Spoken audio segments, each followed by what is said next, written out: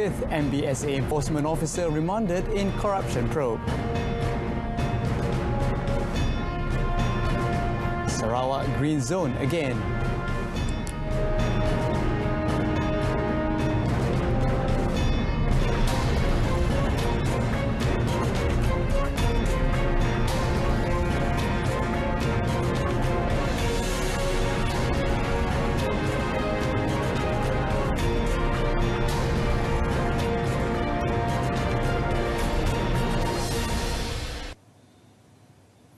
Good afternoon, I'm Azlani Adani and you're watching Updates at Noon. An assistant enforcement officer from the Shah Alam City Council, MBSA, has been remanded for 7 days to facilitate investigations for allegedly accepting bribes to protect illegal business premises in Sungai Buloh, Selangor.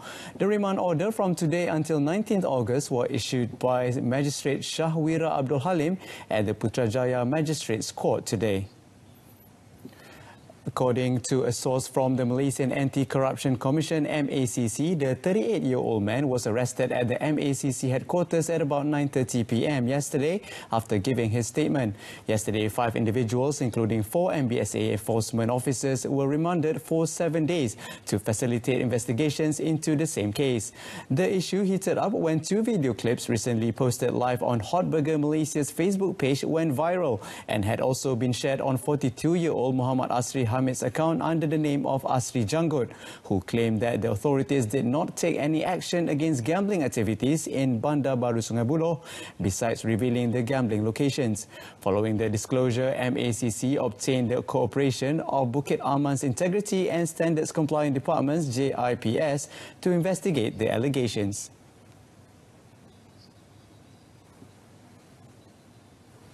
The Health Ministry (MOH) is conducting tests on a student in Sri Pantai, Lembah Pantai, Kuala Lumpur, who is said to have contracted COVID-19 as viral on social media. Health Director General Dr. Noor Hisham Abdullah said the student has tested positive for dengue fever, while a COVID-19 test was being done at the laboratory to ensure there was no cross-reaction. Elaborating further in a statement released, Dr. Noor Hisham said MOH had received a report from the school about the symptoms shown, and an investigation was carried out in which it was revealed that the Form 5 student had been vomiting and suffered from diarrhea on 9th August. He said the student sought treatment at a private clinic the next day and was referred to a medical centre for further treatment, where she was screened for dengue and also COVID-19. The Health Director General also noted that pending results, the MOH has initiated active case detection as part of proactive measures to minimize the risk of infection. To date, 34 students and 8 teachers have been identified as close contacts, and from those 28 have been screened, while 14 more have been told to present themselves at the health clinic for sampling. All those screened have also been directed to place under the Home Surveillance Order (HSO) as a preventive measure, while disinfection and sanitization have also been done at identified areas. Dr. Noor Hisham added that monitoring of all close contacts will be done and the ministry will provide updates from time to time. He also said that until investigations are concluded and the students is confirmed COVID-19 positive by the ministry, reports from other sources will be treated as speculation. Meanwhile, the whole of Sarawak is a green zone again after no positive COVID-19 cases were reported in all the districts for the past 14 days. Sarawak State Disaster Management Committee (SDMC) said in a statement today that the state's status changed to green when the Kuching and Serian districts, which were yellow zones, became green zones after 14 days of not recording any positive cases. As such, the SDMC has decided that the business operating hours for Zone 1 involving Kuching, Samarahan and Serian will return to normal effective this Saturday, 15th August. The statement added that SDMC has scrutinized the issue, which involved holding talks as well as getting views on health and economy from the Ministry of Health and Tourism Industry before making the decision. However, the committee reminded the public not to be complacent, but to continue to be cautious in facing the pandemic. Earlier, Samarahan and Lundu had been declared as COVID-19 green zones after having no positive cases for at least 14 days. 38 districts in the state are now also classified as green zones.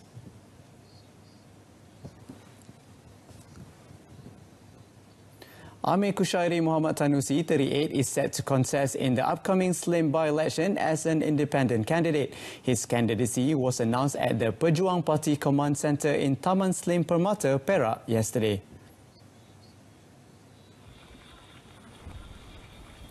The announcement and introduction of Amir Kushairi Muhammad Tanusi, who will be contesting on an independent ticket, was made in a ceremony last night, which was also attended by Tun Dr. Mahathir Mohamad. Also present were Tanjung Malim Member of Parliament Chang Lih Kang, former Kedah Menteri Besar Datuk Seri Mukris Mahathir, Parti Amanah Negara Presiden Muhammad Sabu, Amanah Deputy President Datuk Salahuddin Ayub and DAP Organising Secretary Anthony Lok. On 7th August, Tun Dr. Mahathir announced the formation of the new party without a name, which would not align itself with Pakatan Harapan (PH) or Perikatan Nasional (PN). He said the new party would be led by Datuk Seri Mukris as the president and himself as the chairman.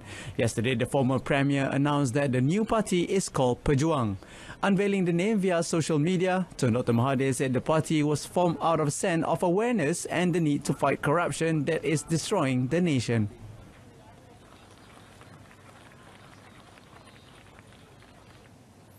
The Terengganu State Legislative Assembly yesterday unanimously passed the enactment for Terengganu's Law for the State Government of Self Chapter 1 Amendment 2020 to amend the minimum age for candidates to be eligible to contest in state elections.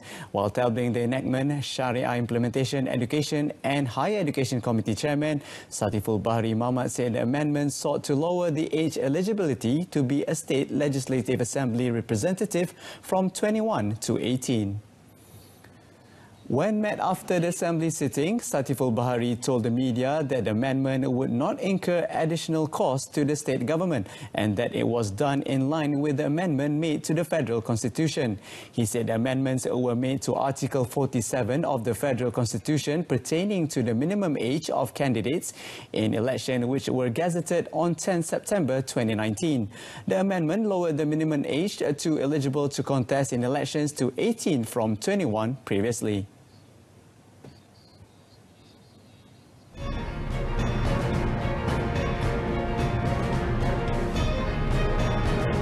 Coming up next, Malaysians advised to register at My Future Jobs portal for job initiatives.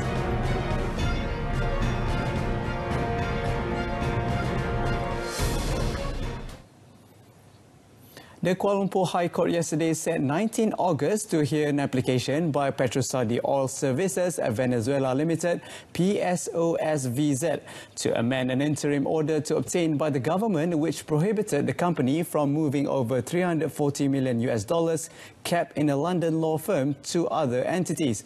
The monies were said to be linked to One Malaysia Development Berhad 1 MDB and kept in an escrow account of Clyde & Co law firm in the United Kingdom. Judge Muhammad Nazlan Muhammad Ghazali fixed the date after allowing the application to adjourn yesterday's proceeding by lawyer Alex Tan, who appeared for PSOSVZ during the case mentioned.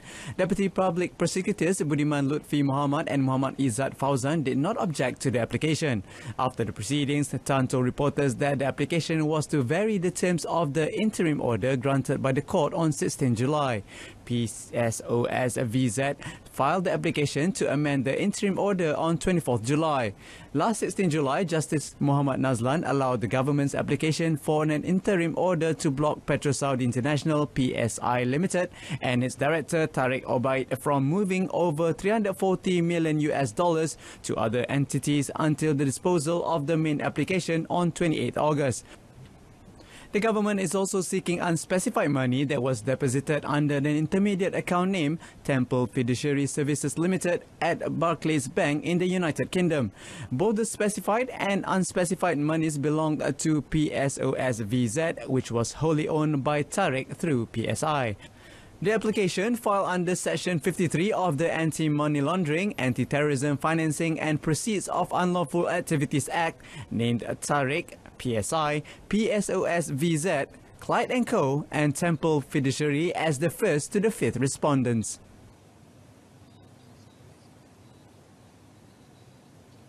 Malaysians who lost their jobs in Singapore are advised to register with National Job Service Portal My Future Jobs to gain access to various jobs initiatives provided by the Ministry of Human Resources through the Social Security Organisation SOCSO.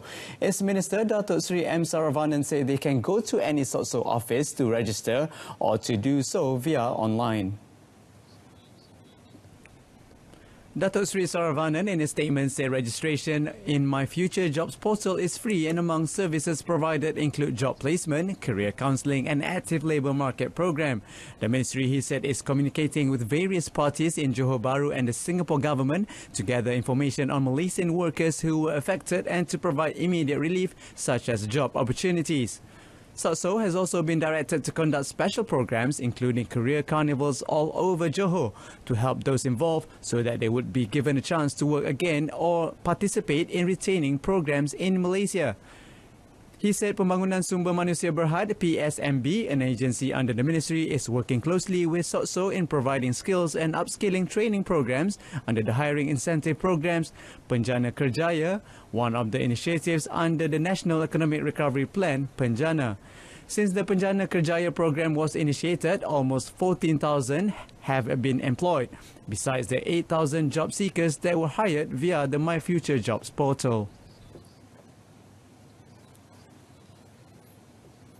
The local retail industry is believed to have seen a gradual recovery post-movement control order period.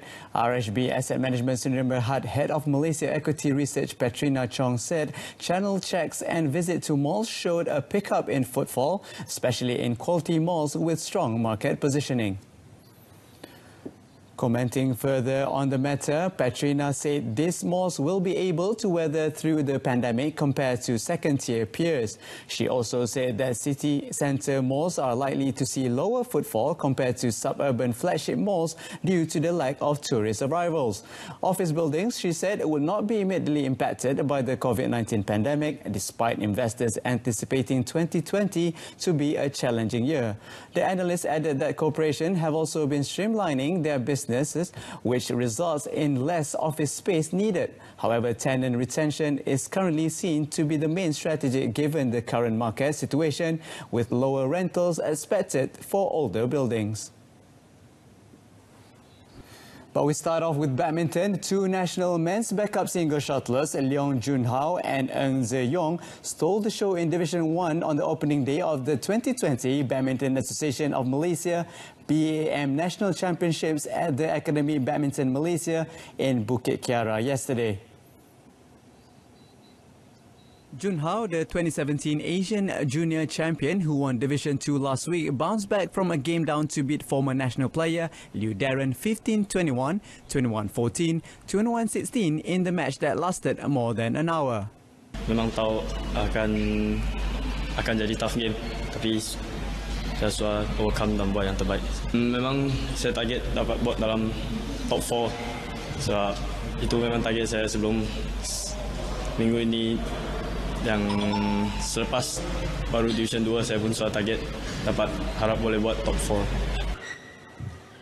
De Jong then put up a brilliant performance en route to defeating another former national player, Sung Ju Ven, 21-18, 21-12. National men's single ace Lee Zijia, however, showed his class when he put Division 2 runner-up Lim Chong King to the sword by storming to a 21-14, 21-9 win.